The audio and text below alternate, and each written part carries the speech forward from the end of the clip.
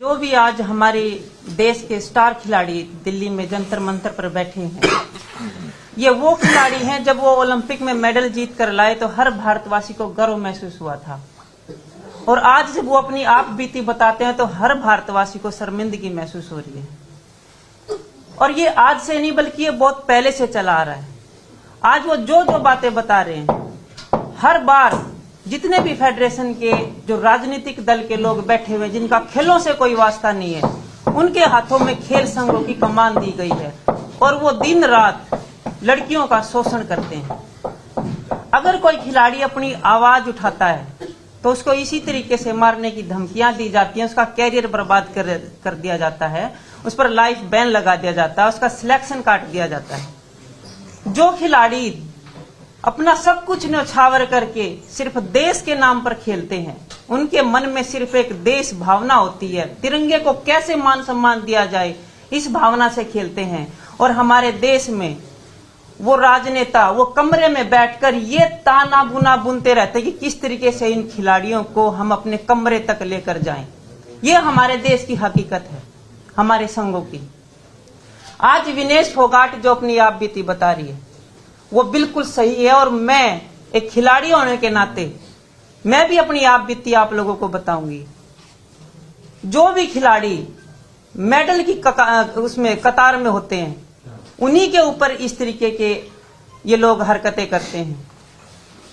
मैं South Asiad gold medalist weight lifting में, मेरे सामने भी ऐसी परिस्थितियां पैदा की गई थी, लेकिन हम लड़कियां अपने आत्मसम्मान को अपने स्वाभिमान को बचाने की सबसे पहले कोशिश करते हैं। और जब बात सर के ऊपर से चली जाती है, पानी जब सर से ऊपर चला जाता है, तब मजबूर होकर मीडिया के सामने आना पड़ता है।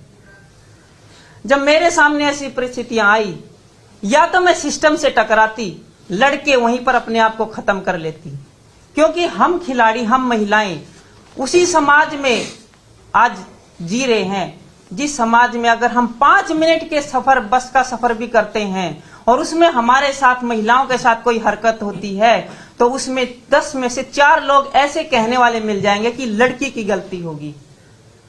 वहां लड़कियां हिचकती हैं अपनी बात को सामने रखने के लिए। या तो मैं उस सिस्टम से टकरा जाती, लड़ जाती, या फिर मैं अपना रास्ता बदल लेती। मुझे अपना स्वाभिमान प्यारा था, आत्मसम्मान प्यारा था, मैंने अपना रास्ता बदला और मैं वेट लिफ्टिंग से WWE में अपना कैरियर बनाने चली।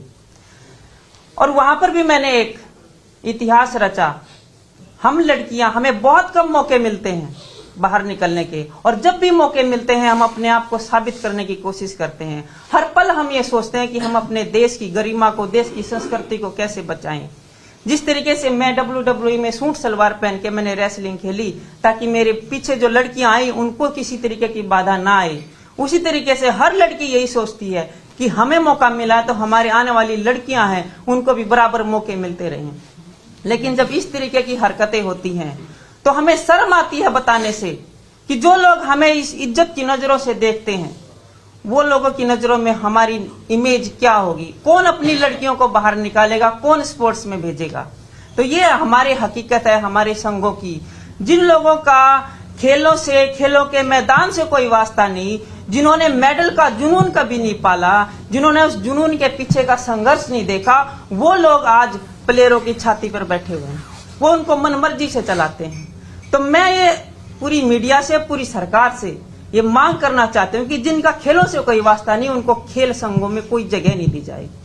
और ये जितनी भी हरकतें हो रही हैं हर जगह बीजेपी के ही क्यों लोग इसमें शामिल हैं, इसका मैं एक कारण समझती हूँ कि क्योंकि हमारे कानून में, हमारे संसद ने, हमारी मौजूदा सरकार ने या पहले भी जो सरकारें रही, उन्होंने आज तक कोई भी ऐसा कड़ा कानून नहीं बनाया जिससे ये जो दुष्कर्म करने वाले लोग हैं, जो बलात्कारी लोग हैं, उनके मन में डर पैदा हो।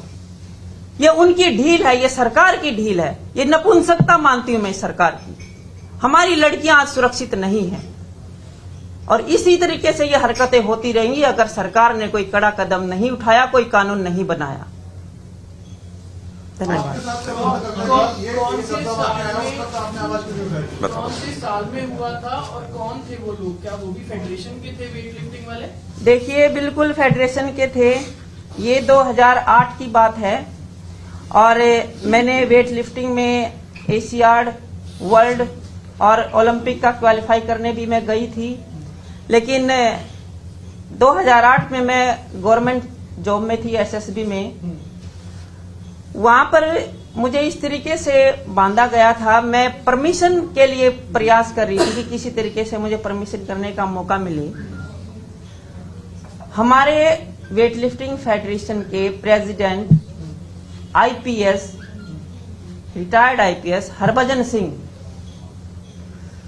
उन्होंने भी इसी तरीके की हरकतें की थी। लेकिन मैं उनके चंगुल में ना फंसकर मैंने अपने 17 साल का कैरियर एक साइड में रख के मैंने अपना ट्रैक चेंज किया, क्योंकि मैं एक ऐसे परिवार से निकली हुई लड़की हूं, किसान परिवार से, और मैं इतनी सक्षम नहीं थी। और सबसे पहले मैं घबरा इस बात से गई कि अगर मैं ये चीजें अपने परिवार के सामने रखती हूं तो शायद मुझे दोबारा मौका ना मिले बाहर निकलने का।